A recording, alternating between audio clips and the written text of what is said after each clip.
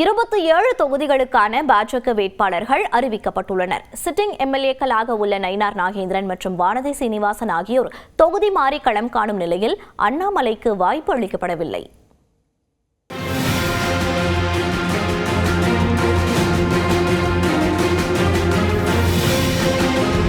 அதிமுக கூட்டணியில் பாஜகவுக்கு 27 தொகுதிகள் ஒதுக்கப்பட்ட நிலையில் அவை எந்தெந்த இடங்கள் என்பதற்கான அறிவிப்பு கடந்த 25ஆம் தேதியே வெளியானது. இருப்பினும் வேட்பாளர்கள் பட்டியலை வெளியிடுவதில் பாஜக காலம் தாழ்த்தி வந்த நிலையில் 9 நாட்களுக்கு பின்னர் எந்தெந்த தொகுதிகளில் யார் போட்டியிடுகிறார்கள் என்பது இறுதி செய்யப்பட்டிருக்கிறது.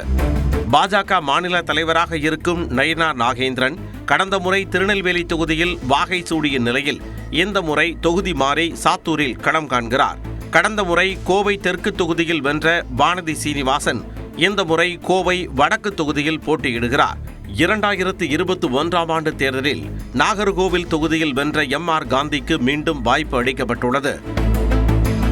மொடக்குறிச்சியில் சிட்டிங் எம்எல்ஏ சரஸ்வதிக்கு பதிலாக அவரது மருமகள் கிருத்திகாவுக்கு வாய்ப்பு வழங்கப்பட்டுள்ளது. கடந்த சட்டப்பேரவை தேர்தலில் தாராபுரம் தொகுதியில் போட்டியிட்ட மத்திய இணையமைச்சர் எல் முருகன் இந்த முறை அவிநாசியில் களமிறங்குகிறார். ஆளுநராக இருந்து மீண்டும் அரசியல் களத்திற்கு வந்துள்ள தமிழிசை சவுந்தரராஜன் மயிலாப்பூரில் போட்டியிடுகிறார். பாஜக வேட்பாளர் பட்டியலில் 5 பெண்களுக்கு வாய்ப்பு அளிக்கப்பட்டுள்ளது. அறந்தாங்கியில் கவிதா ஸ்ரீகாந்தும் மொடக்குறிச்சியில் கிருத்திகா சிவக்குமாரும் களம் காண்கின்றனர். காங்கிரஸில் இருந்து பாஜகவில் இணைந்த முன்னாள் எம்எல்ஏ விஜயதரணி விளவங்கோடு தொகுதியில் போட்டியிடுகிறார். எதிர்வரும் தேர்தலில் 5 புதுமுக வேட்பாளருக்கு வாய்ப்பு அளித்துள்ளது பாஜக. தளி தொகுதியில் நாகேஷ்குமாரும் ராசிபுரம் தொகுதியில் பிரேம்குமாரும் போட்டியிடுகின்றனர். ஆவடி தொகுதியில் அமைச்சர் மு நாசரை எதிர்த்து புதுமுக வேட்பாளர் ராஜசிம்ஹா மகேந்திரா போட்டியிடுகிறார். திருச்செந்தூர் தொகுதியில் அமைச்சர் அனிதா ராதாகிருஷ்ணனை எதிர்த்து KRM ராதாகிருஷ்ணனும், ராதாபுரத்தில் அப்பாவுவை எதிர்த்து பாலகிருஷ்ணனும் களம் காண்கின்றனர். மதுரை தெற்கு தொகுதியில் ராமசீனிவாசனும், தஞ்சாவூரில் முருகானந்தமும், உதகையில் போஜராஜனும் போட்டியிடுகின்றனர். தேசிய ஜனநாயக கூட்டணியில் தென்னிந்திய பார்வர்ட் பிளாக் கட்சியின் நிறுவனர் திருமாறனுக்கு திருப்பத்தூரை பாஜக ஒதுக்கியுள்ளது. அங்கு அமைச்சர் பெரிய கருப்பனை எதிர்த்து திருமாறன் களம் காண்கின்றார். பாஜக வேட்பாளர் பட்டியலில் ராமநாதபுரத்தில் GPS நாகேந்திரனும், மானாமதுரையில் பாலகணபதியும், புதுக்கோட்டையில் ராமச்சந்திரனும், பத்மநாபபுரத்தில் ரமேஷும் போட்டியிடுவதாக அறிவிக்கப்பட்டுள்ளது. பாஜக சார்பில் போட்டியிட அண்ணாமலைக்கு வாய்ப்பு வழங்கப்படவில்லை. தமிழ்நாடு முழுவதும் தேர்தல் பணியாற்ற விரும்பியதால் அண்ணாமலை போட்டியிடவில்லை என தேர்தல் மேலிட பொறுப்பாளர் பீயூஷ் Goyal விளக்கமளித்தார். Where he would like to serve, in what capacity he would like to serve, all things are taken into consideration. He is a dedicated soldier of the party and he has desired to work across the state. வரும் 7ஆம் தேதியில் இருந்து தமிழ்நாட்டில் பரப்புரை மேற்கொள்வதாக அண்ணாமலை கூறினார். And post 7th till 23rd I have to campaign for all BJP and NDA candidates across Tamil Nadu. That is the responsibility given by party to me. வேட்பாளர் பட்டியலில் அண்ணாமலை பரிந்துரைத்ததாக கூறப்படும் அவரது ஆதரவாளர்களான AP முருகானந்தம், அமர் பிரசாத் ரெட்டி, அஸ்வத்தாமன், SG சூர்யா உள்ளிட்டோர் பெயரும் இடம்பெறவில்லை.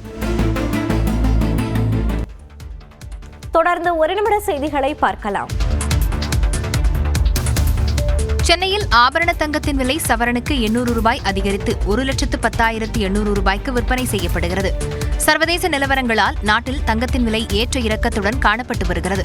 அந்த வகையில் வியாழக்கிழமை ஒரு நாளில் இருமுறை தங்கம் விலை சரிந்து 1 கிராம் 13,750 ரூபாய்க்கும் சவரன் 1,10,000 ரூபாய்க்கும் விற்பனை செய்யப்பட்டது. தற்போது சென்னையில் ஆபரண தங்கத்தின் விலை சவரனுக்கு 800 ரூபாய் உயர்ந்து 1,10,800 ரூபாய்க்கு விற்பனை செய்யப்படுகிறது. தங்கம் விலை கிராமுக்கு 100 ரூபாய் உயர்ந்து 13,850 ரூபாய்க்கு விலை நிர்ணயம் செய்யப்பட்டுள்ளது. வெள்ளி விலையில் மாற்றமின்றி 1 கிராம் வெள்ளி 255 ரூபாய்க்கும், பார் வெள்ளி 2,55,000 ரூபாய்க்கும் விற்பனையாகிறது.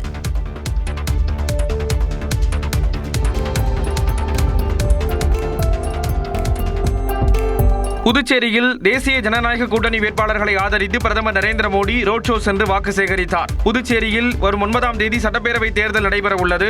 மொத்தமுள்ள 30 தொகுதிகளில் 294 வேட்பாளர்கள் களத்தில் உள்ளனர். வாக்குப்பதிவு நெருங்கும் சூழலில் இறுதிக்கட்ட பரப்புரையை அரசியல் தலைவர்கள் தீவிரப்படுத்தியுள்ளனர். அந்த வகையில் தேசிய ஜனநாயக கூட்டணியை ஆதரித்து பிரதமர் நரேந்திர மோடி ரோட் ஷோ மேற்கொண்டார். அவருக்கு சாலையின் இருபுறங்களிலும் திரண்டிருந்த தொண்டர்கள் உற்சாக வரவேற்பு அளித்தனர்.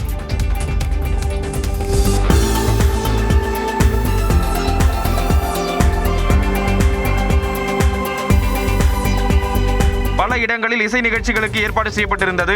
பிரதமர் மோடி தொண்டர்களை நோக்கி கையசைத்தபடி வரவேற்பை ஏற்றார்.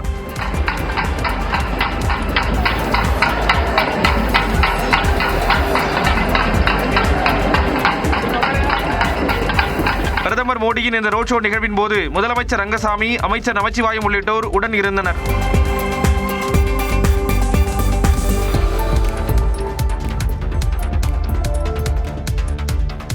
திமுக திட்டங்களுக்கு எடப்பாடி பழனிசாமி ஸ்டிக்கர் ஒட்டுவதாக முதலமைச்சர் மு க ஸ்டாலின் விமர்சித்துள்ளார். நெல்லையில் திமுக மற்றும் கூட்டணி கட்சி வேட்பாளர்களை ஆதரித்து முதலமைச்சர் மு க ஸ்டாலின் பரப்புரை மேற்கொண்டார். அப்போது பேசிய அவர் எடப்பாடி பழனிசாமியை கடுமையாக சாடினார். 10 தோல்வி பழனிசாமி நம்முடைய திட்டங்களை எல்லாம் காப்பி அடித்து புதுசாக ஸ்டிக்கர் ஒட்டி வந்து கொண்டிருக்கிறார். நம்ம திட்டங்களை முடக்குவோம், தவிர்ப்போம்னு சொல்லிட்டு பிரச்சாரத்துக்கு போனால் மக்கள் விரட்டி அடிப்பாங்கன்னு உணர்ந்து தெரிஞ்சுக்கிட்டு உரிமை திட்டத்துக்கு குல விளக்குன்னு பெயரை சொல்லி ஸ்டிக்கரை ஒட்டிக்கிட்டு வந்திருக்கிறார்.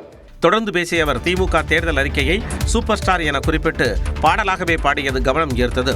இப்போ களத்தில் இருக்கிறது யாரு? Super star. சூப்பர் ஸ்டார் யாருன்னு கேட்டால் திமுக தேர்தல் அறிக்கைன்னு சின்ன குழந்தையும் சொல்லும். ஒரு பாட்டே இருக்கு, சூப்பர் ஸ்டார் யாருன்னு கேட்டா ஞாபகம் இருக்கா? திமுக தேர்தல் அறிக்கைன்னு சின்ன குழந்தையும் சொல்லும். IPL போட்டிகள் நடைபெற்று வருவதை சுட்டிக்காட்டிய முதலமைச்சர் தேர்தல் களத்தில் திமுகவின் வாக்குறுதிகளை சிக்சர்கள் என குறிப்பிட்டார். கலைஞர் ஒரு சிங்கம் என்றும் அவரை யாராலும் சிறை வைக்க முடியாது, அவரது இதய சிறையில்தான் நாங்கள் இருக்கிறோம் என்றும் EPS-ற்கு முதலமைச்சர் மு க ஸ்டாலின் பதிலடி கொடுத்துள்ளார். நெல்லையில் பரப்புரையில் ஈடுபட்ட முதலமைச்சர் மு க ஸ்டாலின் முன்னாள் முதலமைச்சர் கருணாநிதி குறித்த EPS-இன் விமர்சனத்திற்கு பதிலளித்தார். தலைவர் கலைஞரை பத்தி உங்களுக்கு என்ன தெரியும்? தலைவர் கலைஞர் ஒரு சிங்கம். முடியாத நிலையிலே கூட அறிவாலயம் போகணும், முரசொலிக்கு போகணும்னு துடிச்சவர். அவரை யாரும் சிறையில் வைக்க முடியாது. அவருடைய இதய சிறையில தான் நான் உட்பட இங்க இருக்கிற உடன்பிறப்புக்கு அத்தனை பேரும் கூட இருந்தோம். கருணாநிதியின் கடைசி ஆசையை நிறைவேற்ற வீட்டின் படியேறி வந்து கும்பிட்டு கேட்ட தனக்கு மறுப்பு தெரிவித்த இரக்கமற்றவர் EPS என முதலமைச்சர் மு க ஸ்டாலின் ஆதங்கத்துடன் கூறினார். வீட்டு படியேறி வந்து கையெடுத்து கும்பிட்டு கேட்டேனே, என்னுடைய தந்தைக்காக அல்ல, தமிழகத்துடைய தலைவர் அவருக்கு கடற்கரையில இடம் கொடுங்கன்னு அந்த சோக சூழ்நிலையில் கூட உங்க முன்னாடி வந்து நின்றேனே, கொடுத்தீங்களா? இரக்கமில்லாமல் மருத்துவர் தானே நீங்க. மேலும் தனது எக்ஸ் பக்கத்தில் கருணாநிதி குறித்து பேச எந்த தகுதியும் EPS-க்கு கிடையாது என தெரிவித்துள்ள முதலமைச்சர் மு க ஸ்டாலின் தோல்வி பயத்தில் நாக்கில் நரம்பில்லாமல் பேசும் பழனிசாமி எந்நாளும் ஆட்சிக்கு வர முடியாது எனவும் பதிவிட்டுள்ளார். அதிமுக ஆட்சியில் சிறுபான்மையினரை கண்ணிமை போன்று காத்ததாக கட்சியின் பொதுச் செயலாளர் எடப்பாடி பழனிசாமி தெரிவித்துள்ளார். திருப்பத்தூர் மாவட்டம் ஆம்பூரில் அதிமுக மற்றும் கூட்டணி கட்சி வேட்பாளர்களை ஆதரித்து எடப்பாடி பழனிசாமி பரப்புரை மேற்கொண்டார். அப்போது பேசிய அவர் அதிமுக மீது திமுக பொய் புகார் கூறுவதாக கூறினார். அதிமுக ஆட்சி இருக்கின்ற வரை சிறுபான்மை மக்களை கண்ணை இமைகாப்பது போல காத்தோம். என்ன நாங்க பாரதிய ஜனதாவோட கூட்டணி வச்சுட்டா அதனால நாங்க இஸ்லாமியர்களை பாதுகாக்க மாட்டோம். எவ்வளவு பொய் சிந்திச்சு பாருங்க. கூட்டணி என்பது வேறு, கொள்கை என்பது வேறு. தொடர்ந்து பேசிய அவர் திமுக கூட்டணி கட்சிகளை கடுமையாக சாடினார். யாரை எதிர்த்து திரு வைகோ அவர்கள் கட்சியை தூக்குனாங்களோ அவரிடத்துல சரணகதி அடைஞ்சு பதவிக்காக இன்றைக்கு தன்னுடைய தன்மானத்தை விட்டு கொடுத்து திமுக சின்னத்தில் நிற்கிறார். 4 தொகுதியில உதயசூரியன் சின்னத்தில் நிற்கிறீங்க. 0.5% வாக்கு வாங்கிய தேமுதிகவுக்கு 10 தொகுதிகளும் அதிக வாக்கு சதவீதம் கொண்ட கட்சிகளுக்கு குறைந்த தொகுதிகளையும் திமுக வழங்கியிருப்பதாக EPS விமர்சித்தார். முன்னதாக எடப்பாடி பழனிசாமி ஜோலார்பேட்டையிலும் பரப்புரை மேற்கொண்டார். வள்ளல்களை மன்னர்களாக கொண்டிருந்த தமிழ்நாட்டில் தற்பொழுது இலவசத்திற்கு கையேந்தும் நிலை ஏற்பட்டிருப்பதாக சீமான் விமர்சித்துள்ளார். நாமக்கல்லில் நாம் தமிழர் கட்சி வேட்பாளரை ஆதரித்து அக்கட்சியின் தலைமை ஒருங்கிணைப்பாளர் சீமான் வாக்கு சேகரித்தார். அப்போது பேசிய அவர் நாம் தமிழர் கட்சி ஆட்சிக்கு வந்தால் இலவச திட்டங்கள் ஒழிக்கப்படும் என்றார். மயிலுக்கு போய் போர்வை பத்திட்டு போன பேகனின் பேத்தியும் பேரணும் வேட்டி கிடைக்குமா சேலை கிடைக்குமா இது என்ன ஆயிடுச்சு உனக்கு? என்ன ஆயிடுச்சு உனக்கு? மானத்தை மறைச்சு கட்ட 6 முளை வேட்டி வாங்க முடியல, 8 முளை வேட்டி வாங்க முடியல. தொடர்ந்து பேசிய அவர் டாஸ்மாக் கடைகளுக்கு மாற்றாக கள்ளிறக்க அனுமதி அளிக்கப்படும் என்றார். வந்தவன டாஸ்மாக் மூடுறேன். அப்ப என்ன தரப்ப? பணம்பால், தென்னம்பால், ஈச்சம்பால் கள்ள திறக்கிறேன். டேய், உலகம் புறா குடிக்கிறான்டா கல்ல. உலகம் புறா கலப்படம் இல்லாத இயற்கை பால்னு உலகம் புறா குடிக்கிறான். இந்தியாவில் எல்லா மாநிலத்திலும் குடிக்கிறான். உன் மாநிலத்தில் மட்டும் தடையை வச்சுட்டு கணக்கில்லாம சாரா வியாபாரம் குறைஞ்சிரும்னு இதை தடைன்னு வச்சுட்டு அதை வித்துக்கிட்டு இருக்கான். ஊழலற்ற தமிழ்நாட்டை உருவாக்குவோம் எனவும் சீமான் கூறினார். தேசிய ஜனநாயக கூட்டணிக்கு வெற்றி வாய்ப்பு உள்ளதால் முதலமைச்சர் அச்சத்தில் இருப்பதாக அமமுக பொதுச் செயலாளர் டிடிவி தினகரன் தெரிவித்துள்ளார். மதுரை மாவட்டம் பெருங்காமநல்லூரில் கைரேகை சட்டத்தை எதிர்த்து போராடி உயிர்நீத்த தியாகிகளின் 106வது நினைவு தினத்தை ஒட்டி அமமுக சார்பில் டிடிவி தினகரன் மரியாதை செலுத்தினார். பின்னர் செய்தியாளர்கள் சந்திப்பில் பேசிய அவர் பரப்புரை தொடங்குவது குறித்து அறிவித்தார். தேசிய ஜனநாயக கூட்டணியில குற்றவாளிகள் எல்லாம் அதுல பங்கு பெறாங்க. அவருக்கு பயத்துல அப்படி பேசுறாரா இல்ல மறந்து விட்டு பேசுறாரா? குற்றம் சாட்டப்பட்டவர்கள் என்பதற்கும் குற்றவாளி என்பதற்கும் உள்ள வித்தியாசம் கூட தெரியாமல் முதலமைச்சர் ஏதோ பேசுவது உண்மையிலேயே பயத்தின் உச்சத்தில் அவருக்கு தெரியுது. பிரதமர் மோடி இருப்பதால் தான் மக்கள் பாதுகாப்பாக இருப்பதாக கூறினார். ஈரான் நாடுகளில், ஈரான் போன்ற கல்ஃப் கண்ட்ரீஸில் இந்த போர்னால அங்கே இஸ்லாமிய சொந்தங்களாக இருக்கட்டும் மற்றும் வாழ்கின்ற அனைவருமே ரம்ஜான் நோன்பை சரியாக கொண்டாட முடியவில்லை. ஆனால் இங்கே மோடி அவர்கள் ஆட்சி இருப்பதால் தான் இந்தியாவில் மக்கள் பாதுகாப்பாக இருக்கிறார்கள். வரும் தேர்தலில் சாதி மதங்களுக்கு அப்பாற்பட்டு மக்கள் மௌன புரட்சி செய்து திமுகவுக்கு எதிராக வாக்களிப்பார்கள் என்றும் அவர் கூறினார். பாஜகவிடம் மரியாதையாக கேட்டால் தமிழ்நாட்டிற்கான திட்டங்கள் கிடைக்கும் என அன்புமணி தெரிவித்துள்ளார். செங்கல்பட்டு மாவட்டம் திருப்போரூரில் பாமக மற்றும் கூட்டணி கட்சி வேட்பாளர்களை ஆதரித்து அன்புமணி வாக்கு சேகரித்தார். திருப்போரூர் முருகன் கோவிலில் இருந்து பரப்புரையை தொடங்கிய அவர் தமிழ்நாடு வளர்ச்சி பெற அதிமுக ஆட்சி அமைய வேண்டும் என்றார். மத்தியிலும் மாநிலத்திலும் நம்ம கூட்டணி ஆட்சினா அப்ப எவ்வளவு நன்மைகள் கிடைக்கும்? மத்தியில நரேந்திர மோடி அவர்கள் தலைமையிலே ஆட்சி, தமிழ்நாட்டிலே எடப்பாடி பழனிசாமி தலைமையிலே அதிமுக ஆட்சி. அப்ப நமக்கு என்ன வரும்? எவ்வளவு நன்மைகள் கிடைக்கும்? தொடர்ந்து பேசிய அவர் பாஜகவை காட்டி திமுக பயமுறுத்துவதாக குற்றம் சாட்டினார். எல்லாமே இங்க மூச்சு விட்டா, இங்க யாராவது தும்முனா ஐயோ பிஜேபி, உங்களுக்கு யாருக்காவது ஜுரம் வந்துருச்சுன்னா ஐயோ பிஜேபி. நீ பிஜேபி கூட நாங்க சண்டை போட்டீங்கன்னா உங்களுக்கு என்ன கிடைக்க போகுதுங்க? நீ நியாயமா போய் கேட்டு அமைதியா போய் மரியாதையா போய் கேட்டா கொடுக்க போறாங்க. கடந்த தேர்தலில் திமுக வெற்றி பெற்றதால் மக்கள் தோல்வியடைந்ததாகவும் அன்புமணி விமர்சித்தார். தேர்தலில் போட்டியிட வாய்ப்பு கேட்ட தனக்கு வாய்ப்பு மறுக்கப்பட்டுள்ளதாக முன்னாள் சபாநாயகர் தனபால் தெரிவித்துள்ளார். 2016, 2021 என தொடர்ந்து 2 தேர்தல்களில் அவிநாசி தொகுதியில் வெற்றி பெற்ற தனபால் இம்முறையும் வாய்ப்பு கேட்டிருந்தார்.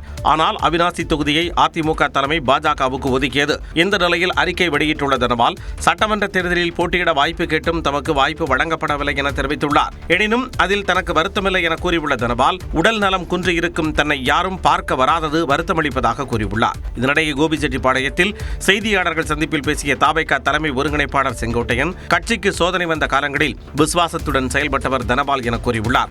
அவர் சோதனை பெறுகிற போது அந்த சோதனையிலே அம்மாவுக்கு பிறகு இந்த இயக்கத்தை காப்பாற்றியவர். அவருக்கு இடமில்லைன்னு சொன்னால் எவ்வளவு தூரம் இருக்கிறது நிலைகள் என்பதை நீங்கள் புரிந்து கொள்ள. தனபாலின் மகன் லோகேஷ் தமிழ்ச்செல்வன் தாவேகா சார்பில் ராசிபுரம் தொகுதியில் போட்டியிடுகிறார் என்பது குறிப்பிடத்தக்கது. எல்பிஜி தட்டுப்பாடு அச்சத்தால் கர்நாடகாவில் ஆட்டோ ஓட்டுநர்கள் நீண்ட வரிசையில் காத்திருந்து எரிபொருள் நிரப்பிச் சென்றனர். ஈரான் போர் காரணமாக ஹோர்முஸ் நீரிணையில் போக்குவரத்து இயல்பு நிலையில் இல்லாததால் கச்சா எண்ணெய் இறக்குமதி பாதிக்கப்பட்டுள்ளது. இருப்பினும் போதிய அளவில் எண்ணெய் கையிருப்பில் இருப்பதாகவும் விநியோகம் சீராக உள்ளதாகவும் மத்திய அரசு உறுதியளித்துள்ளது. எல்பிஜி தட்டுப்பாடு அச்சம் காரணமாக கர்நாடகாவில் ஆட்டோ ஓட்டுநர்கள் நீண்ட வரிசையில் காத்திருந்து எரிபொருள் நிரப்பிச் சென்றனர்.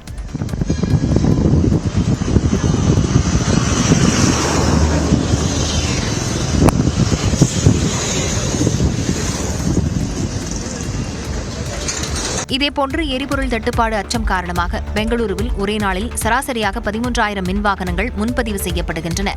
இது வழக்கமான மின்வாகனங்களின் முன்பதிவை விட 400 விழுக்காடு அதிகம் என வாகன விற்பனையாளர்கள் தெரிவித்துள்ளனர். கேரளாவில் தேர்தல் பரப்புரைக்காக வந்த காங்கிரஸ் எம்பி சசி தரூரை ஒரு கும்பல் தாக்க முயற்சித்த சம்பவம் பரபரப்பை ஏற்படுத்தியது. சட்டமன்ற தேர்தலை முன்னிட்டு காங்கிரஸ் வேட்பாளரும் மாநில செயல் தலைவருமான அனில்குமாரை ஆதரித்து மலப்புரத்தை அடுத்த வண்டூர் பகுதியில் பரப்புரையில் ஈடுபட காங்கிரஸ் எம்பி சசி தரூர் காரில் வந்தார். அப்பொழுது அவரை காரை வெடிமறித்து ஒரு கும்பல் தாக்க முயன்றதாக தெரிகிறது. இதில் சசி தரூரின் பாதுகாவலர் காயமடைந்தார்.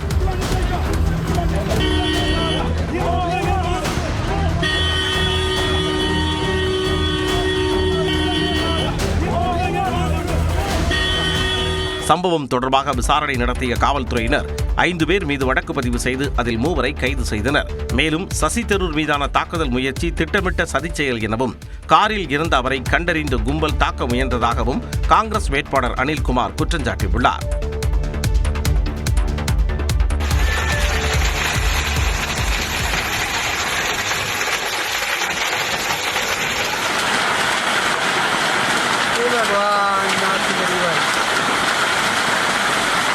ராஜஸ்தானில் திடீரென கொட்டி தீர்த்த ஆலங்கட்டி மழையின் காட்சிகள் தான் இவை. மேற்கு பகுதியில் பருவநிலை மாற்றம் உள்ளிட்ட காரணங்களால் ராஜஸ்தான் மாநிலத்தின் ஸ்ரீ கங்கா நகர், ஜெய்சால்மர், பிகானேர், சிகார், நாகூர் உள்ளிட்ட பகுதியில் ஆலங்கட்டி மழை வெளுத்து வாங்கியது.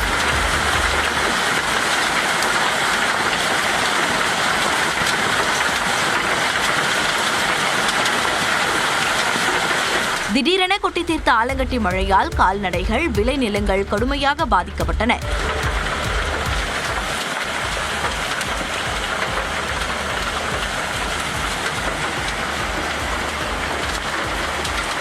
மேலும் பிகானேர், ஜோத்பூர், ஜெய்ப்பூர், அஜ்மர், பரத்பூர், கோடா மற்றும் உதய்பூர் பகுதியில் மீண்டும் ஆலங்கட்டி மழை பெய்ய வாய்ப்புள்ளதாக இந்திய வானிலை ஆய்வு மையம் எச்சரிக்கை விடுத்துள்ளது.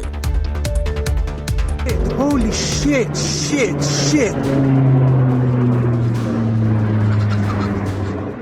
அமெரிக்காவின் F-15 போர் விமானத்தை சுட்டு வீழ்த்தியதாக தெரிவித்துள்ள ஈரான், அதில் இருந்து தப்பிய விமானியை பிடித்துக் கொடுத்தால் 55 லட்சம் ரூபாய் பரிசு வழங்குவதாகவும் அறிவித்துள்ளது. தெற்கு ஈரான் பகுதியில் அமெரிக்க ராணுவத்தின் F-15 போர் விமானம் பறந்து கொண்டிருந்ததாகவும் அதை சுட்டு வீழ்த்தியதாகவும் ஈரானின் புரட்சிகர காவல்படை வீடியோ வெளியிட்டுள்ளது. Holy shit.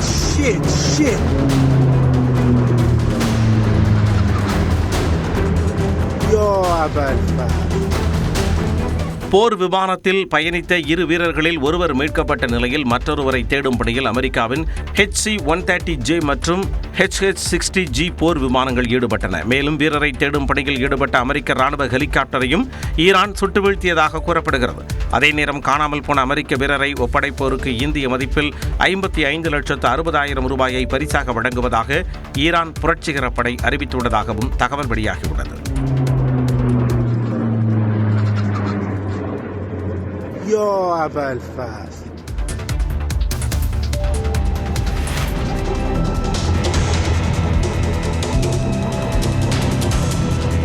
பிரேசிலில் ஹோட்டல் மீது விமானம் விழுந்து தீப்பற்றிய கோர சம்பவத்தின் காட்சிகள் தான் இவை. பிரேசிலின் கொபோடா கனோவா பகுதியில் பறந்து கொண்டிருந்த ஒற்றை என்ஜின் பொருத்திய சிறிய ரக பயணிகள் விமானம் திடீரென கட்டுப்பாட்டை இழந்து அங்கிருந்த ஹோட்டல் மீது விழுந்து நொறுங்கியது.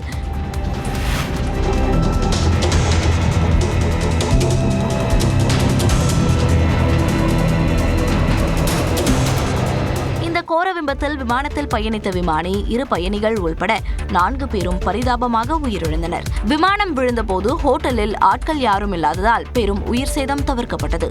விண்ணை முட்டும் அளவுக்கு புகையுடன் வெளியேறிய தீ அணைக்கப்பட்ட நிலையில் விபத்துக்கான காரணம் குறித்து விசாரணை நடைபெறுகிறது.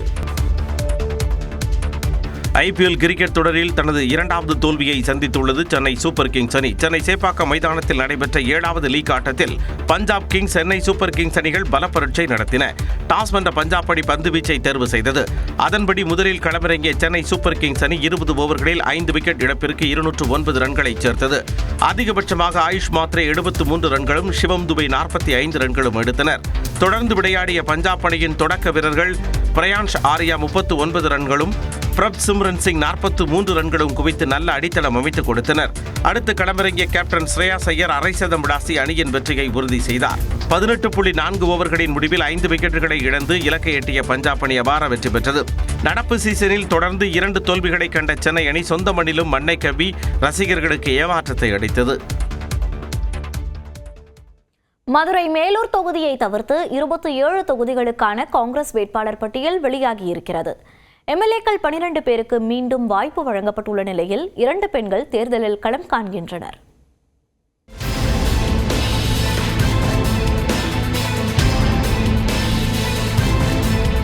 திமுக கூட்டணியில் காங்கிரஸ் கட்சிக்கு 28 தொகுதிகள் ஒதுக்கீடு செய்யப்பட்ட நிலையில் அதற்கான இடங்கள் அடையாளம் காணப்பட்டு கடந்த 28ஆம் தேதி அறிவிக்கப்பட்டன. இருபெரும் அந்தந்த தொகுதிகளில் போட்டியிடும் வேட்பாளர்கள் யார் என்பதை வெளியிடுவதில் தொடர்ந்து காலதாமதம் செய்து வந்தது காங்கிரஸ். வேட்புமனு தாக்கலுக்கான கால அவகாசம் 2 நாட்கள் மட்டுமே இருக்கும் சூழலில் நேற்று 27 தொகுதிகளுக்கான வேட்பாளர் பட்டியலை காங்கிரஸ் வெளியிட்டது. இதில் காங்கிரஸ் எம்எல்ஏக்கள் 12 பேருக்கு மீண்டும் வாய்ப்பு வழங்கப்பட்டுள்ளது. ஸ்ரீபெரும்புதூரில் காங்கிரஸ் மாநில தலைவர் செல்வ பெருந்தகை மீண்டும் களம் காண்கிறார். காரைக்குடியில் காங்கிரஸ் வேட்பாளராக சிட்டிங் எம்எல்ஏ மாங்குடி அறிவிக்கப்பட்டுள்ளார். நாம் தமிழர் கட்சியின் தலைமை ஒருங்கிணைப்பாளர் சீமானை எதிர்த்து அவர் போட்டியிடுகிறார். பொன்னேரியில் துரை சந்திரசேகர், வேளச்சேரியில் ஹசன் மௌலானா, சோளிங்கர் தொகுதியில் AM முனிரத்னம் ஆகியோருக்கு மீண்டும் வாய்ப்பு அளிக்கப்பட்டுள்ளது. அறந்தாங்கி எம்எல்ஏவும் திருநாவுக்கரசரின் மகனுமான ST ராமச்சந்திரனுக்கு மீண்டும் அந்த தொகுதியில் போட்டியிட வாய்ப்பு வழங்கப்பட்டுள்ளது. சிவகாசி எம்எல்ஏவாக இருக்கும் கணேசன் அசோகன் இந்த முறை அதிமுக முன்னாள் அமைச்சர் ராஜேந்திர பாலாஜியை எதிர்த்து போட்டியிடுகிறார். திருவாடானையில் ராம கருமாணிக்கமும், ஸ்ரீவைகுண்டத்தில் ஊர்வசி அமிர்தராஜும், நான்குநேரியில் ரூபி மனோகரனும், கிள்ளியூரில் ராஜேஷ்குமாரும் மீண்டும் அதே தொகுதிகளில் காங்கிரஸ் வேட்பாளர்களாக களமிறங்குகின்றனர். கடந்த முறை விளவங்கோடு இடைத்தேர்தலில் போட்டியிட்டு வென்ற தாரகை கத்பத் இந்த முறை குளச்சல் வேட்பாளராக களமிறங்குகிறார். அதே சமயம் விளவங்கோட்டில் DD பிரவீன் காங்கிரஸ் வேட்பாளராக அறிவிக்கப்பட்டு பாஜக வேட்பாளர் விஜயதாரணியை எதிர்த்து போட்டியிடுகிறார். விளவங்கோட்டில் பிரவீன், சங்கரன்கோவிலில் சங்கை கணேசன், உசிலம்பட்டியில் சரவணகுமார், கடலூரில் AS சந்திரசேகரன், துறையூரில் விச்சு லெனின் பிரசாத், கவுண்டம்பாளையத்தில் சூரிய பிரகாஷ், ஊத்தங்கரையில் குப்புசாமி ஆகியோர் சட்டப்பேரவை தேர்தலில் புதுமுக வேட்பாளர்களாக களமிறங்குகின்றனர்.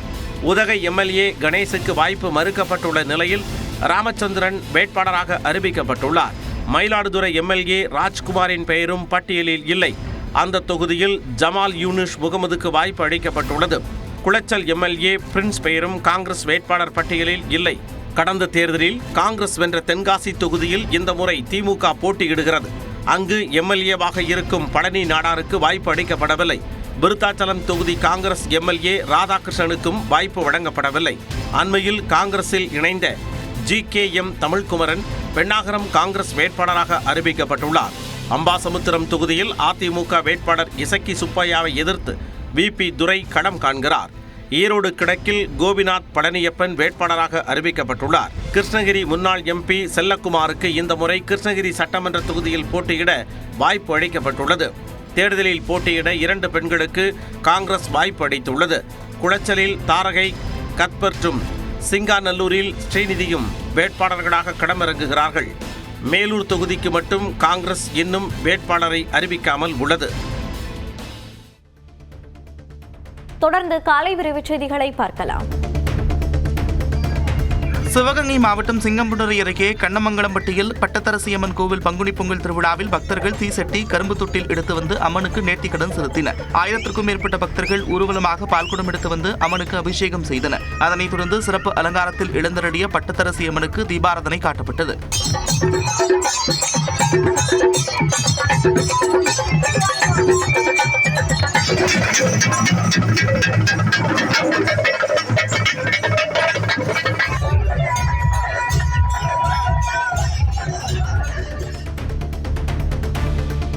தாவேக தலைவர் விஜய் 2 தொகுதிகளில் போட்டியிடுவது ஜனநாயகத்திற்கு விரோதமானது என்று நாம் தமிழர் கட்சியின் தலைமை ஒருங்கிணைப்பாளர் சீமான் தெரிவித்துள்ளார். கரூர் 80 அடி சாலை பகுதியில் நாம் தமிழர் கட்சி சார்பில் நடைபெற்ற பொதுக்கூட்டத்தில் பேசிய அவர் பாஜகவில் கட்சிக்காக உழைத்த முக்கிய நிர்வாகிகளுக்கு வாய்ப்பளிக்கவில்லை என்றார். வேட்பாளர் தேர்வு செஞ்சு போறதுக்கு மூச்சு திணறுது. என்னை எல்லாம் பிஜேபி ஆளு